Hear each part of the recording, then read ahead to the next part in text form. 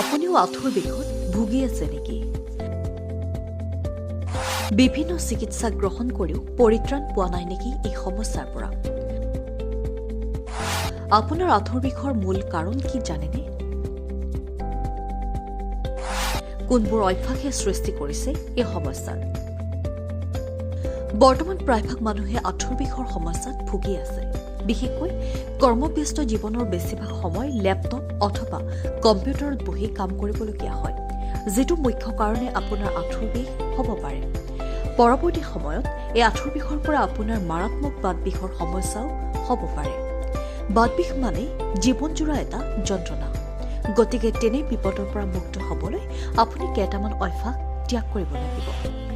যেনে দীৰ্ঘ সময় ধৰি একে ঠাইতে বহি থাকিব নালাগে। কৰ্মব্যস্ততাৰ মাজতো কেতিয়াও একে লেঠাৰিয়ে একেখন চকীত বহি থাকিব নালাগে। বহু সময় জুৰি একে ঠাইতে বহি থাকিলে আপোনাৰ আঁঠুৰ বিষ হোৱাটো স্বাভাৱিক। ওজন হ্ৰাস কৰক। আঁঠুৰ বিষ থকা মানুহে কেতিয়াও ওজন বৃদ্ধি হ'বলৈ দিব নালাগে। বৰ্ধিত ওজনে আঁঠুত সাংঘাতিক বেয়া প্ৰভাৱ পেলায়। নিয়মিত ব্যায়াম, পৰিমিত খাদ্য গ্ৰহণ কৰিব লাগে, যাতে আপোনাৰ ওজন বৃদ্ধি নহয়। চেপা বা টান পোছাক পৰিহাৰ কৰিব লাগে। আঁঠু বা গাঁঠিৰ বিষ থকা মানুহে কেতিয়াও চেপা বা টাইট পোছাক পৰিধান কৰিব নালাগে।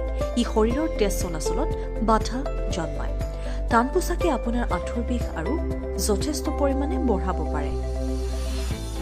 সুষম আহাৰ গ্ৰহণ কৰক।